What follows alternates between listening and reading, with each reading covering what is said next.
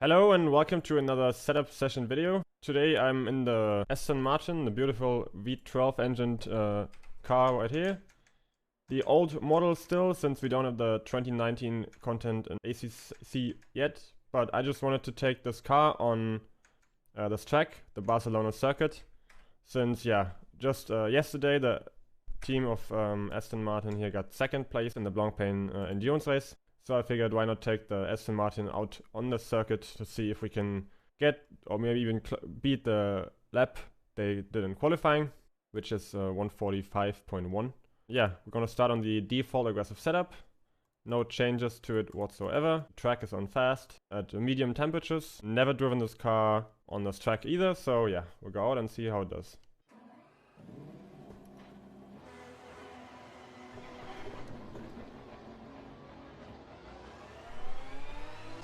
It is my first time now in a front engine car that I really want to set up properly. I have fiddled around with the Mercedes once, but that was a long time ago. So yeah, this is gonna be fun. Immediately you notice the great noise coming from the V12 engine. I think it is one of the best sounding cars in game. Although I am still a fan of the V10.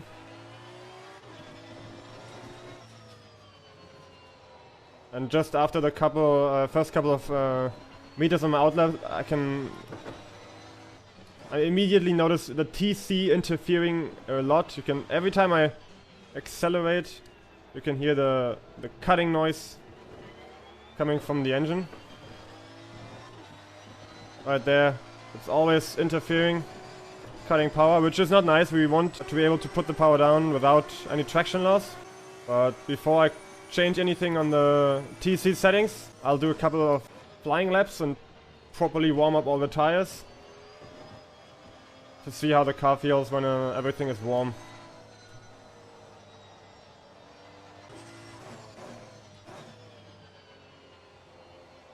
Not too many ABS problems, which is nice. What's the default setting here? Okay, 65, that's quite far to the front. But genuinely with front engine cars you can run the brake bias higher, so further to the front, and in mid to rear engine cars. Despite the aggressive setup, I still feel like it is very safe to drive. It's understeery in mid to high speed. Can get it rotated somewhat in the slow speed turns, but I think we can improve that by a lot. I wouldn't know how to make it any safer. It's very safe. You can, even if you're not familiar with the car, you can definitely choose to start on the aggressive without having to worry about any crazy stability issues at certain speeds. But yeah, you can really hear the traction control always kicking in. Very long gear ratio in this car. You can see that I'm using first gear through corners that you usually don't take first gear through, like this one or the one before that. In the Audi you never go below 2, so yeah, it's a new driving style there.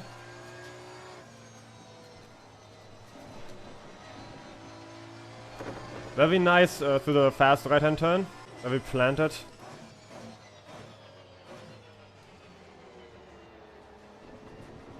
Braking feels good until you try to trail brake and turn in under braking, and the ABS immediately locks up or kicks in and you lose all the braking performance you had coming from the straight.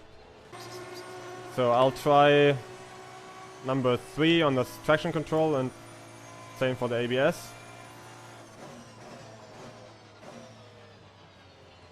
No ABS in turn 1. The TC is doing a good job in the sense that it's not letting the rear stick out at all. But yeah, we want the power to be able to move the car and not slow it down. It doesn't like curbs like there. It's very easy to unsettle the car coming over the curbs, which is very unusual for a big front engine car. The Mercedes or the Bentley are a lot easier to drive over curbs in that way.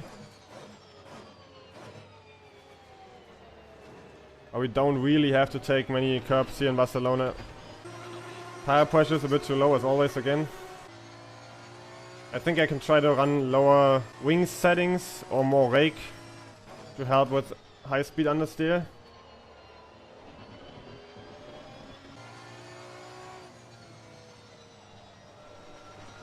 Oh, very easy to pitch into this corner. Very stable, but it still turns in with a little bit of braking.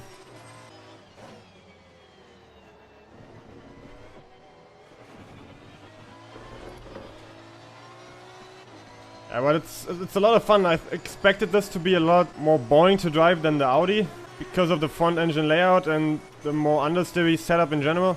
And I have to adapt my driving as well. I have to turn in earlier. I have to get the front pointed towards the apex a lot earlier, so the car starts rotating. Otherwise I miss the apex. A lot different in the mid-engine cars. On the lap time we are immediately at the 45. Although a high 45, we're already getting close to the real record, or the real qualifying time. And you have to keep in mind that this is the old car. Currently in the Blancpain they used the new model of the Aston Martin Vantage, which has the the new V8 twin turbo or bi-turbo engine from Mercedes. So I'm gonna head back to pits and as always adjust my tire pressures first. I want to aim for around 28 psi, a little bit more, about 3 clicks on the front left, quite a lot more on the front right because this tire is getting the least stress. A little bit more on the left rear and then also quite a bit more on the right rear. Looking at toe and camber, nothing special. Steering felt very great as well, not too light, not too heavy, so I don't have to adjust caster for my steering feel. If I change camber later, then maybe I have to look back at the number here, but for now I'll just keep it at the default. I reduced the TC and ABS to 3. ABS was fine, I wasn't having any issues with it. We're gonna adjust the brake bias anyways and then have to look at it later again. But for TC, 3 was still too much, so I go for 2. Fuel, yeah, about half a tank. Anything special in the tire wears? No, not yet. Mechanical grip, yeah, I wanted to adjust the brake bias, so we go from 65 maybe to 62. We don't need the brake bias to be as crazy far to the rear as in other cars. In the Audi, for example, I ran 55, which wouldn't even be possible here. Having the engine in the front means that under braking, the front tires get a lot more load because the load or the weight of the car shifts towards on the front axle, and you have so much pressure in that sense on the tire. Yeah, it can take a lot of braking without locking up. I'm not gonna touch anything else on the wheel rates yet. I want to look at aero first because I feel like the front, the high speed sections were not perfectly balanced yet. My rear wing is up quite high, which is totally fine for this track. We don't reach the top speeds here anyways. But because I want a bit more grip in the front at high speed, I need to lower the front. Aero balance shifts from 0.7 to 0.9 about. Not a big step. Let's see if it makes a difference. Damping, not gonna touch for now. Car felt very stable in transition, braking to turning or from accelerating to going straight. You can also see that the bump stop ranges by default is a lot higher than on mid-engine cars because general understeer coming from the engine in the front means that we can allow the front to dip a lot more.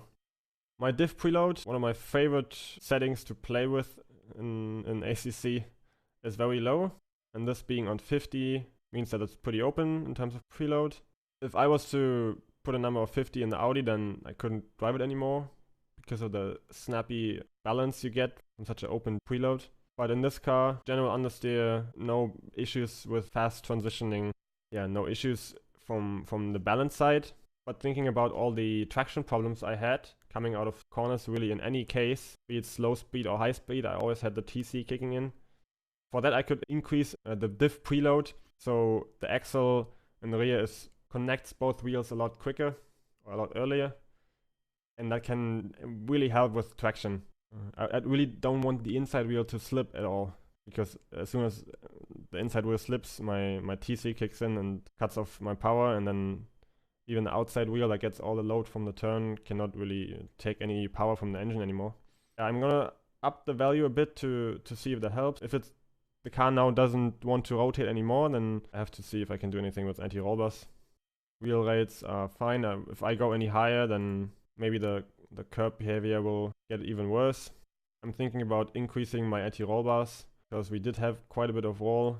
Past transitioning, like the last chicane, were pretty slow, but that could be just me getting used to the car as well. So adjusted tire pressures, adjusted electronics, didn't do much on the fuel. Here we did brake bias and diff, and a little bit of aero. Everything after my first run. I'm gonna go out and see how it does now.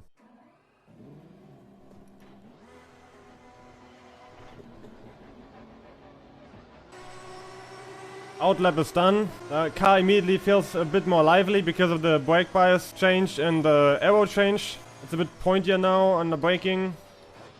The turn-in is sharper. Okay, I can be a bit more precise. And on corners like this, it's still understeery and I still have to work on that. Maybe even add more rake, but it's not as bad as it was before. I'm very happy with my braking performance. I can trail brake now without any ABS lock. In this corner you pretty much always get ABS lock, but that's just the nature of the corner, how it falls away from you and how you have to trail brake all the way to the apex. Same for this one.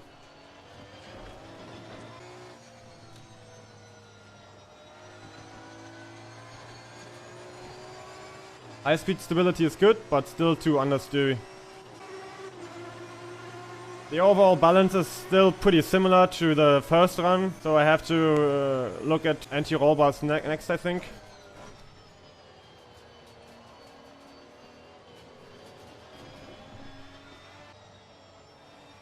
Yeah, I'm not really able to push the car because I just get understeer way too early. Lap time now is a bit slower, but that's just due to me not having enough practice in that combination here yet. I like the changes. I'm gonna keep him, not gonna reverse anything, go back to the pits and work on the understeer. I really think that now it's a question of wheel rates and anti-roll bars. The brake bias, we could change it further to the rear to help with trail braking, but I'm afraid that I'm gonna lose overall braking performance. The front can do most of the braking, and if I move the brake bias to the rear, then I just miss out on braking performance. For anti-roll bar, I always look at the rear first because I'm thinking about my traction situation, how I'm able to get away after the apex. And the traction is maybe a bit better, but still not super great. TC is always interfering still, so I don't really want to stiffen the bar to not make the traction situation any worse. My tire pressures and temperatures are relatively similar, but you can already see that the left is getting a lot more heat and wear and stress than the right. And if I reduce the number on the anti-roll bar, the difference between the tires is going to rise. Don't want to touch it yet. That means we have to look at the front. Because I want the car to rotate a bit better, I need to reduce my front anti-roll bar, so make it a bit softer. We have to be careful because by reducing the front anti-roll bar, we increase the difference between tire temperatures a bit more than what it already is. Looking at the values, I'm totally fine still with 95, way more than safe. So I think we can reduce it to 2. Overall wheel rates, I'd like to try out a bit stiffer in the rear to get a bit more precision from the rear and help with mid-corner balance. And because I can change the wheel rates in very small increments, I can adjust them by a small step and see if it does anything. Bump stop range, I don't think we have to adjust at all, that we're not hitting the bump stop at any point. The rear is never affected by the bump stop at all. We could put that all the way up to the highest number if we want, just to make sure we never hit it. But because of my corner entry understeer, and the problem I get from there is that the car is not rotating fast enough. I adjusted a bit the anti-roll bar, but that was really just a small step. So looking at dampers, I can decrease the front bump a bit. I can decrease the rear rebound a bit, which is exactly the opposite of what I do in the mid-engine car, where I get too much oversteer on corner entry. And then for fast turn understeer, I can reduce the rebound as well. Rear bump looks fine. Maybe even try to lower it a bit to see if it helps. the traction issues. My overall aero balance was still understeer, so I can increase the rake a bit more. Although seeing that my number doesn't change means that I have to reduce my rear wing. Going from 0.9 to 1.9, we then have to increase the rake again. Before we had 0.9, let's try 1.3. High temperatures, okay. We adjusted anti-roll bar by -1 click in the front, bit stiffer rear weights, small adjustment on the damping for corner entry, and aero for high speed. I'm gonna go out again and see how it does. Immediately noticing the front rebound change on that high speed exit. And here as well, the car just rotates a lot more now.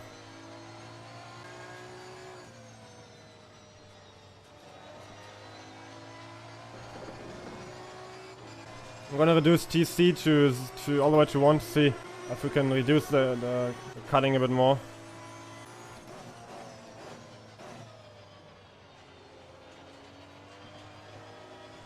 Very easy to brake late in this car, which gives you a lot of confidence when racing. Apex rotation is a lot better now. You can immediately see the delta go up crazy because we don't lose time scrubbing the tires. I did a small mistake there, so the delta drops again, but yeah, changes definitely improved the car a lot.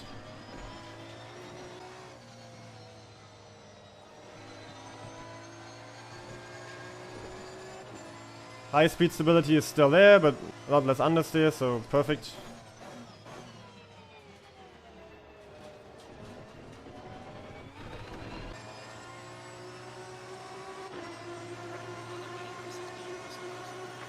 Let's see if I can get a clean lap together and maybe even get close to the real life time already.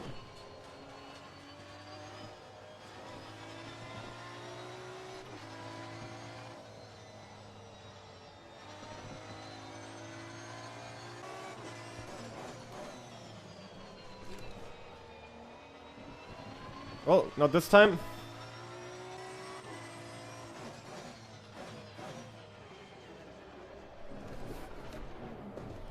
Oh, this is interesting. So, yeah, braked a bit too late. Very hard braking, very hard turning there as well for the hairpin, and then the car just over-rotates. It's a issue I don't really have to deal with under normal circumstances because I try to avoid those situations. But very interesting to know that the car can rake like this. So always very viable to make those mistakes in practice to see what the car does when you hit unusual situations like this.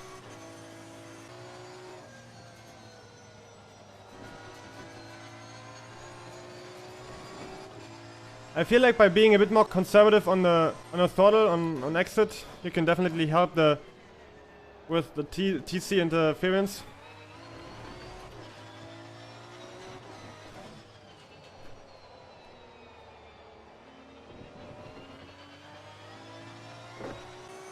I'm still getting used to the car, how it takes very harsh entry and where it sticks and where it doesn't.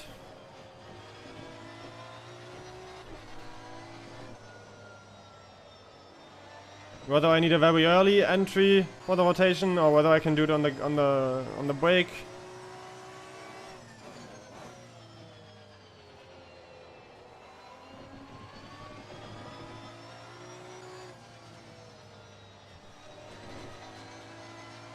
One reason why the curb behavior could be so bad is because of the ride height. We are pretty much at as low as possible in the front, so I can try to maybe rise the front a bit.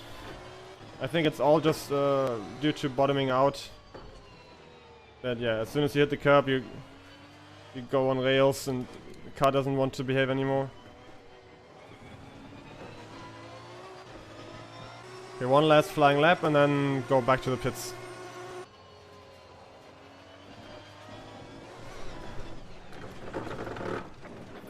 Well, this ended a lot earlier than I expected. Maybe because of the low ride height, I hit the curb too much and then it just moved me around. So we're at 2.1 now. There's a little UI issue in the game where arrow variation changes, although you don't change anything on the values, and then when you just click around here a bit, then they change again, and it's not really all accurate. The rake doesn't seem to affect the car at all, at least looking at the front arrow variation now. I have to lower the wing to get a similar performance. Yeah, let's try. Okay, yeah, the right height isn't that much higher now, but we have a lot more rake. We have less wing. Let's see how it behaves. If it doesn't work, then I'll just revert to the old settings and try to not hit any curb. Fast bumps, we could try to lower the values a bit for the curbing. But if you really want to get down to how much the bump or the fast bump affects curb handling, then yeah, you have to look at actual telemetry analysis to find out the proper settings. This is more just a very general direction. I think that my overall left-right fast transition handling is not sharp enough. I know I'm running a heavy V12 in the front, that doesn't help, but especially in the last sector after the hairpin, I feel like I lack a lot of precision that I need to nail those corners. I want to try out higher wheel rates, both in the front and the rear, just a bit stiffer to see whether precision ends up being. So we changed wheel rates a tiny bit. The arrow, I just want to figure out how it works now with less wing and more rake. Nothing really on the damping because overall transition felt very nice. I have to do a lot more testing and laps to really nail the settings here. My first priority is to get the mechanical group right and then work on the damping next. I'm gonna go out and see how it does for the next run. Now that I'm diving more and more into how the Aston Martin reacts to setup changes, I figured that the best way to decrease my lap time now is practice. Oh, weird lockup there. Coming from the mid-engine car, the Audi, I have a very different approach to corner entry than what this car actually needs, or at least that's what I think so far. In Audi, it's all about corner entry and carrying the speed all the way to the apex. But here it's a lot different. You have to slow it down a lot more, get it rotated, and then put the power down. It's it's hard to adapt doing it the way I'm used to. I think I can easily overdrive the front tires because I expect a lot of precision. I want the car to really just stick on entry. It's just not possible with a big engine in the front.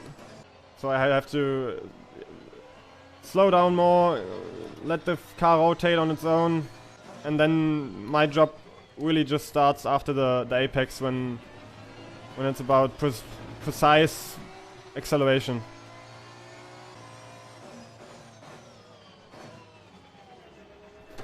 Getting a lot less braking performance now after I changed wheel rates. Overall balance is alright, but I feel like I have less grip at all, everywhere pretty much, so yeah, I think I'm gonna go back and after a couple of laps and revert the wheel rate change. So far I'm not liking it. So by higher wheel rates, I give the tire even more work to do, and I just cannot do it, so I lose time. And if I was to push very hard with a spring like that, then I just kill the front tire. The precision is a bit better, but it doesn't help you if you cannot get any turning in like here. The front is scrubbing too much and I lose time because of understeer.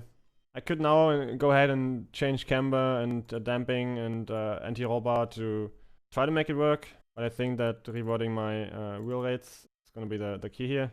Knowing that making it stiffer didn't work at all, I can now try to soften it the same way by 2 clicks and see if it helps. When one way is not working at all, the other way can definitely help. The precise handling I needed for the last sector is obviously not going to increase by that. I can try to, use a bit stiffer anti-roll bar, but that would be the next step in the process. Not going to touch anything else, only wheel rates, and go out and see how I can feel the car now. Very important that if you touch wheel rates, or try out different settings in the wheel rates. So same goes for the anti-roll bar as well, that you only change 1 or 2 things at a time and then go out again. Keep everything else as it is, so you know how your change actually affects the handling. If you change too many things at once, then yeah, you don't know which of the changes did what. I have to admit that I'm very amazed about how the different layout in terms of front engine and mid engine is being transmitted by the game. You would think that, okay, yeah, the engine is in a different spot, maybe you have more understeer, but it's way more than just a simple statement like that. You can feel the weight being in a different place at every point of the track, and every input has a different outcome. Therefore, being used to one platform, like in my case, never driving anything else, so yeah, never really tried anything else, makes it very hard to adapt on the fly to this new driving style. Curb behavior has definitely improved now, but I think that I'm improving, and I think that my setup is improving my feel as well. I like the changes of the wheel rates.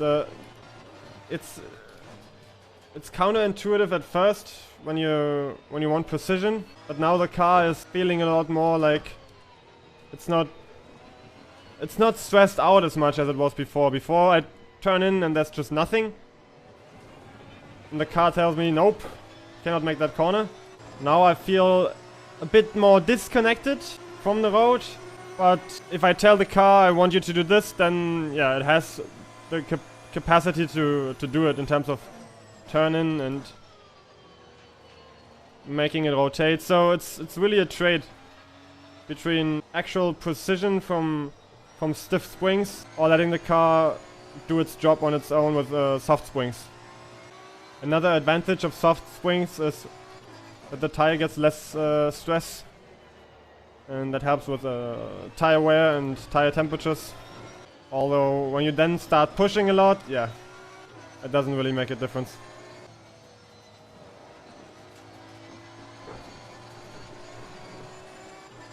I still need a bit less understeer in high speed. Now you can take that curb without bottoming out. That's nice. So my ride height change helped a lot in that turn. Still, yeah, the understeer is not helping in that turn. One thing to notice: when you get the car to be very stable like this right now, you have pretty much no oversteer, and you get a lot of trust in the car. At first, you think, okay, great, I can do everything with the car I want now. But then you really have to make sure you don't overdrive it, because you can never lose it in terms of oversteer or weird behavior under heavy pushing. You tend to then just push it more and more and more, because you don't have any thing of holding you back. In the Audi, if I push too hard, then I immediately spin because of my rear overtaking me. Same for the Porsche. So you have a natural barrier of that says, okay, you cannot push anymore. But in a car like this, it's a lot harder to find the edge of grip, because you only have understeer, and you cannot use the car behavior to tell you, okay, oversteer is the key here. It's really only understeer, and that's sometimes a bit harder to judge in the simulator than oversteer. Now I'm just, I always feel like I'm overcooking my front left tire. The delta just drops so quickly if you enter a little bit too hot. You can see the pressure is rising very quickly. So yeah, I'm gonna go back and see if I can maybe help with camber settings. I want to try to give it a bit more camber. Oh, this is maximum already. That's interesting. Yeah, maybe a bit less caster to help with turning camber or camber gain when turning. We can reduce the pressures a bit. They're getting pretty high. I'm gonna adjust the right height here again. I don't want to drop it too much because of my great curb clearance now. Okay, let's change it to 3.1 and try out. In terms of damping, I'm thinking about reducing the front by 2 clicks now. Main reason being that my turn-in is still my issue. the front washes out very easily. The tire just doesn't have the time and the capacity to turn the heavy weight coming from the engine. So by reducing the bump by 2 clicks, I give it a bit more time and space to work. Same goes for the lower wheel rate. I'm then a bit more aggressive on the camber to help the rotation once the tire is in a steady cornering phase, plus a bit less aero in the rear. On power, when in fast turns, feels very good. I'm gonna just slightly decrease rebound to get a bit more rotation on power. The rear axle feels very solid, not gonna touch it at all.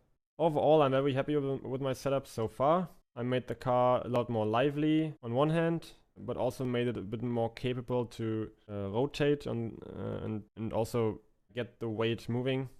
I also learned a lot about my driving style in this car, that I have to approach every corner a lot different than what I'm used to in the Audi.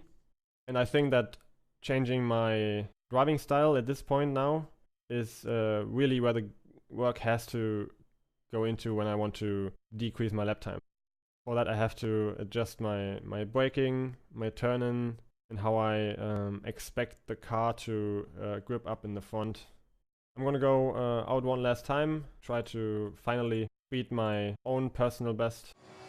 Overall car balance is definitely the best out of all the runs I've had so far. Although the lap time doesn't show right now, I think I'm gonna keep it that way. The temperature of the track is rising, and every degree I gain in the temperature on the track means less performance. So you have to keep that in mind. And the fact that we are about, I think like 6 or 7 degrees up on the track temperature, and I'm still able to go close to what I did in the beginning. Shows that, overall speed is definitely there.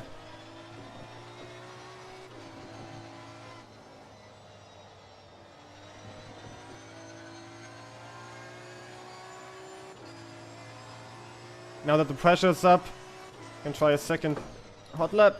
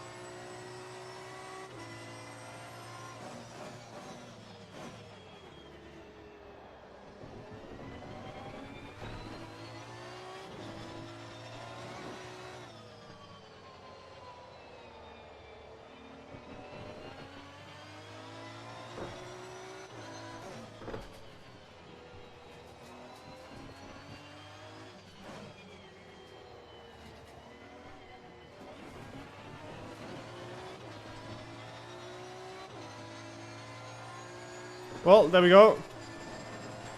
Although I wasn't able to break the personal best, I'm able to decrease my time in the last sector. Overall car feel is very nice. It's, as I said, now all a question of adapting the driving style, which, you know, is something that even for someone who has spent a lot of time on setups, now is a completely new world. I hope you guys enjoyed me struggling a bit with a front engine car. I'm gonna just jump back to pits real quick to see where we are. So far so good. TC still not 100% perfect. Still a lot of interference, but since I don't have any experience in that car, that might just be it. If anyone has an idea on how to get rid of that, you know, let me know in the comments. Mechanical grip, we touched everything except the bump stops and the rear anti-roll bar. Dampers, we touched everything as well. I'm quite happy with my aero setting in the end. I think we started on 8, so yeah, quite a bit different to the default setting. That's it. I'm gonna say goodbye and hope to see you all on track.